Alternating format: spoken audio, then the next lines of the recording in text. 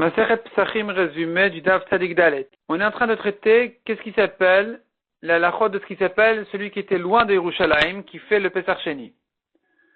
La Gemara elle ramène une braïta qui dit celui qui était en dehors de la ville de Modi'im, donc il s'appelle loin, même s'il a les moyens de se débrouiller à rentrer rapidement à Yerushalayim, il prend des chevaux, des mules, donc il vient en voiture, il vient en train, il vient en avion, en hélicoptère.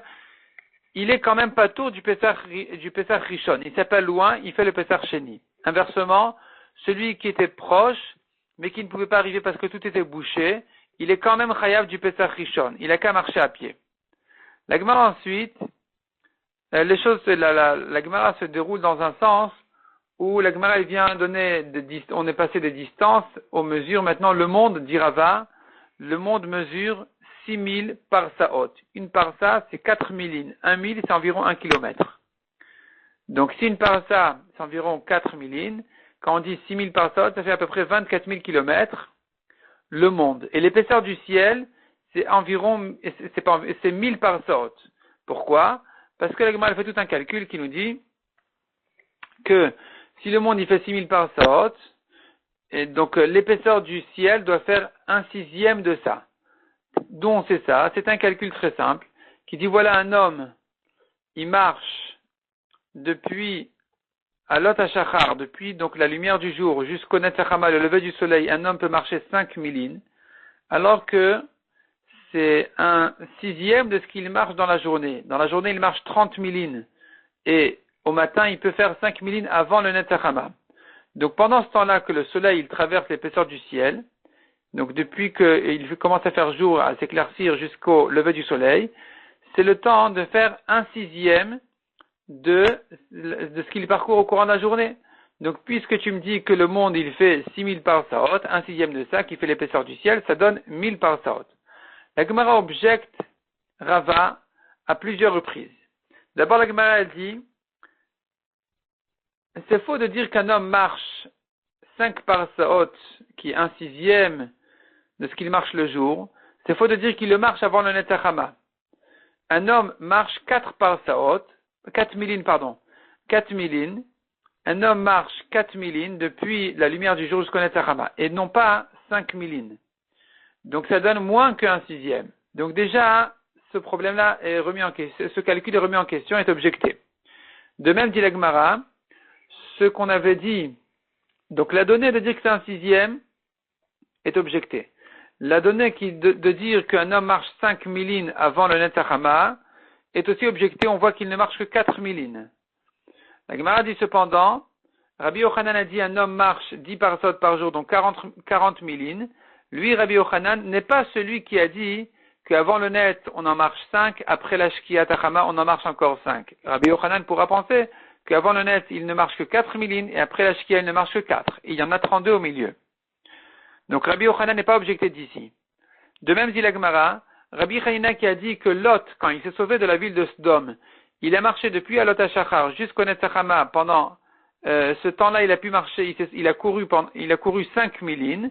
Rabbi Hanina n'est pas objecté non plus de ce qu'on a dit qu'il n'y a que 4 milines à marcher, parce qu'en réalité Lot, lui, quand il s'est sauvé, il courait.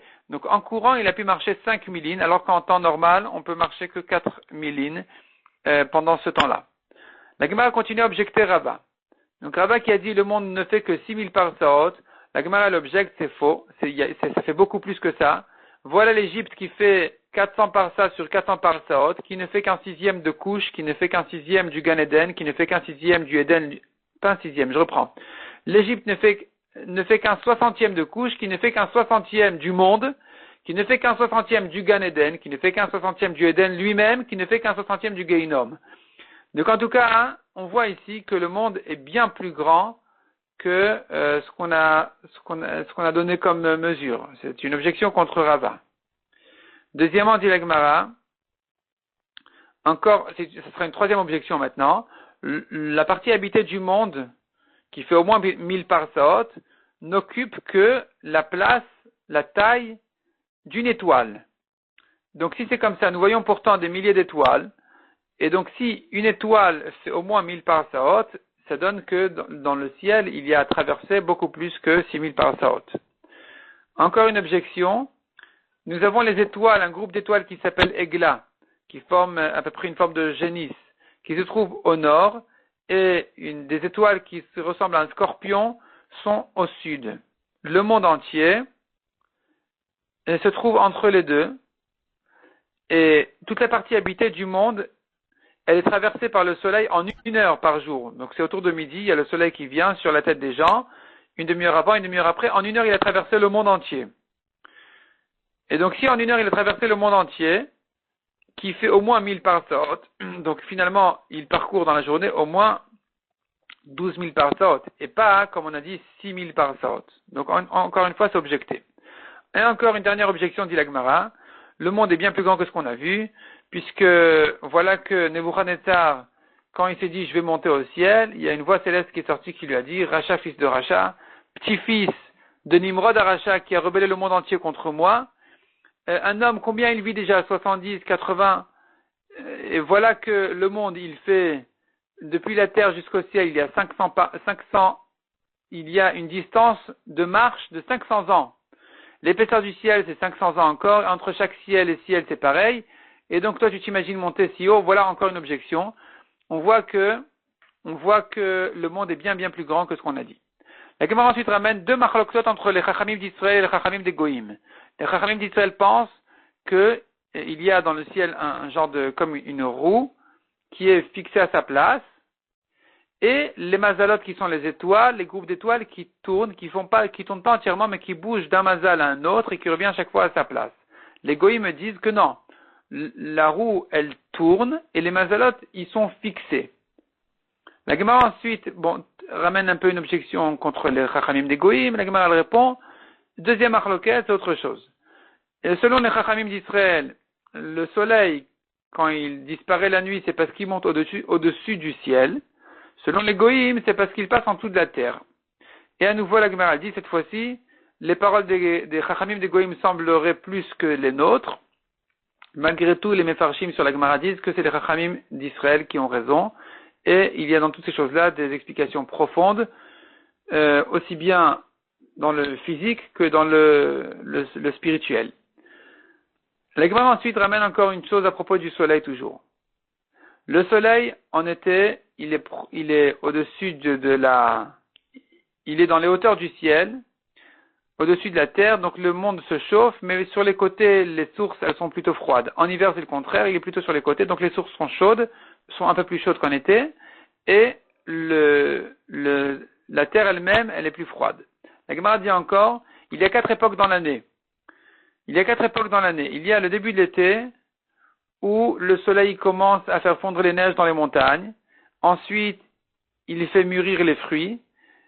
Ensuite, en début d'hiver, il fait sécher les fleuves un peu, parce que le soleil continue à tourner, et à ce moment-là, les fleuves, ils commencent un petit peu à sécher. Et en fin d'hiver, le soleil est plutôt, envoie sa force sur les déserts afin de ne pas abîmer les semences. La Gemara ensuite ramène Rabbi Eliezer qui avait dit, celui qui se trouve en dehors de la Hazara, il s'appelle loin. Donc il n'est pas tour de son Korban Pesach Rishon, il fera le Pesach Sheni. La Gemara demande, mais il devrait rentrer? Répond la Gemara, non, celui qui est loin, on ne lui dit pas rentre. C'est pas comme un Harel, quelqu'un qui n'est pas circoncis, on lui dit, si tu ne fais pas la Mila immédiatement pour faire ton Pesach, tu es chayav karet pour ne pas avoir fait ton Pesach. Il y a une différence entre les cas. Celui qui est loin, la Torah dit qu'il n'est pas tour. Donc à partir du moment où il est en dehors de la Hazara, il s'appelle loin. Ou bien, dit la Gemara, deuxième réponse, effectivement, c'est une marloquette selon Rabbi Eliezer. Un Tana pense, celui qui n'est pas circoncis, on lui dit fais la Mila et fais ton Pesach. Celui qui est loin, on lui dira rentre et fais ton Pesach. Sinon, tu es chayav karet. Un autre Tana pense que non, celui qui est loin, en dehors de la Hazara, on ne lui dit pas rentre pour faire ton Pesach. Si tu es en dehors de la Hazara, ça s'appelle loin. Et donc, tu dois faire le Pesach Sheni, tu es pas tour du Pesach Rishon. La Gemara dit, nous avons aussi un Chacham qui dit, si la majorité de ceux qui se trouvent dans la Hazara au moment du Pesach, au moment où on fait le Pesach, ils sont la majorité Tmeim, ça s'appelle on fait le Pesach Betouma. Ça s'appelle qu'il y a une majorité d'Israël Tmeim. Même si en dehors de la Hazara, il y a 10 fois plus de théorim. On ne regarde que ceux qui se trouvent dans la Hazara. La Gemara dit ça va justement comme Rabbi Eliezer, selon celui qui dit qu'en dehors de la Hazara, on ne lui dit pas de rentrer. Donc il s'appelle loin, et donc il ne rentre pas dans le compte des théories et des tmeim. La Gemara termine par Rabbi Yossi qui dit, Rabbi Yossi Aglili qui dit que quand la Torah nous a dit celui qui était en chemin, il était loin, j'aurais pu croire un chemin de 2 ou 3 jours, mais du fait que la Torah m'a dit celui qui n'était pas en chemin, il doit faire le Pesach Sheni. Celui qui n'était pas en chemin par contre, celui qui n'était pas en chemin, et s'il n'a pas fait son Pesach, il est Chayav Karet. J'apprends de là que à partir du moment où il avait même un pas de chemin à faire, il est déjà pas tour du Pesach Rishon, il fait le Pesach Sheni. Donc celui qui est en dehors de la Zara, il fait le Pesach Sheni.